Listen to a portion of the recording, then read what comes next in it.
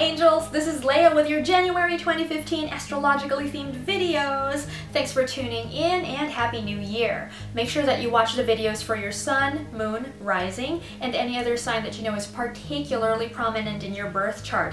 We're using Doreen Virtue and Radley Valentine's Guardian Angel Tarot, as well as Sonia Choquette's Trust Your Vibes Oracle cards, neither one of which we have used in any of the reading videos on this channel, so this is my special treat for you regular viewers out there. Take the messages in these videos as food for thought and inspiration as we begin this year ahead of us. They weren't intended as predictions or as a forecast. There's going to be a bunch of videos out there, pretty lengthy ones, that you can turn to for that sort of thing. Now, to keep these ones short and sweet, what we've done is ahead of time, we've already shuffled the cards and picked them at random from their decks, with the intention that all of us watching receive a helpful and uplifting message. And pay close attention to your intuition, because the message that was particularly meant for you might not even come from what's being discussed in the video. It might be a certain word on the cards, a certain phrase or sentence, so pay close attention.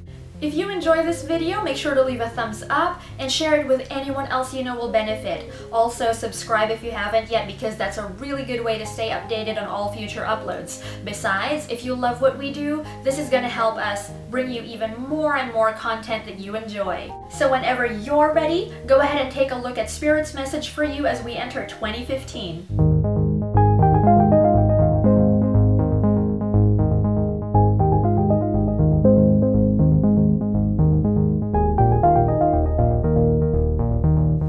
Capricorn suns, moons, risings, and anybody else with prominent Capricorn energy in their birth charts. Let's take a look at what Guardian Angel Tarot has for you. First card is Helper of Thought.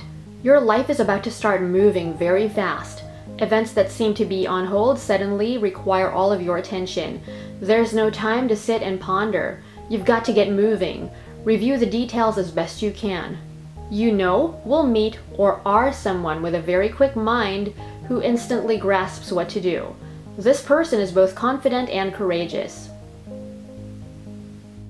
And your second card is number 18 from the Major Arcana, Intuition and Insight. Your intuitive abilities are very accurate right now, so you can trust your guidance to lead you in the right direction.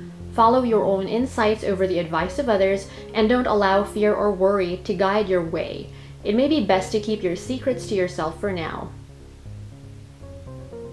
You know, one thing that's particularly interesting to me is the fact that out of all these readings, out of the 12 videos for January 2015, there is only one Major Arcana card, and it's this one that you got, Capricorn, number 18, Intuition and Insight, which in traditional tarot is number 18, the Moon.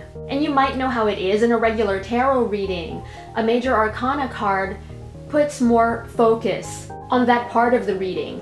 Not that the Minor Arcana cards are not important at all, it's just that they're more fleeting, while a Major Arcana card just has a little bit more weight somehow in terms of its influence.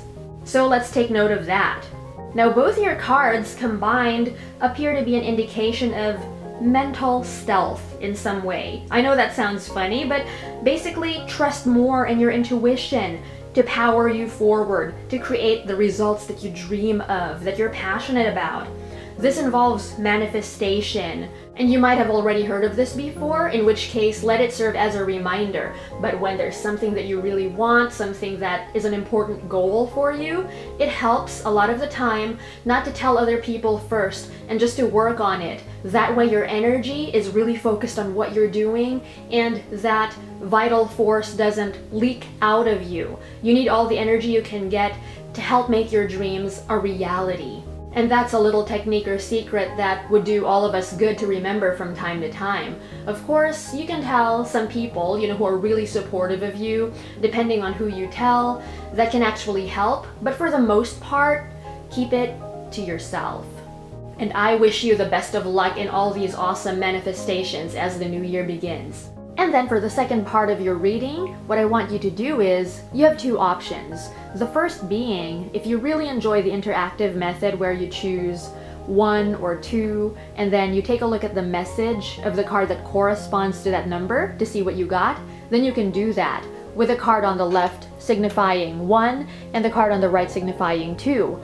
But for those of you out there who would prefer to see what both of these cards have to say, you can also just hang around for the entire segment and listen, see what resonates with you.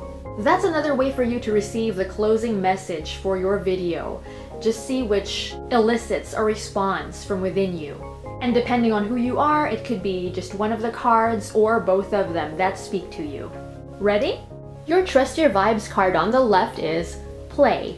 How fun is that? You're being encouraged to play. So remember to have fun as you take care of business, you know, if we were to relate this to the first part of your message, and set time aside as well to actually have a good time.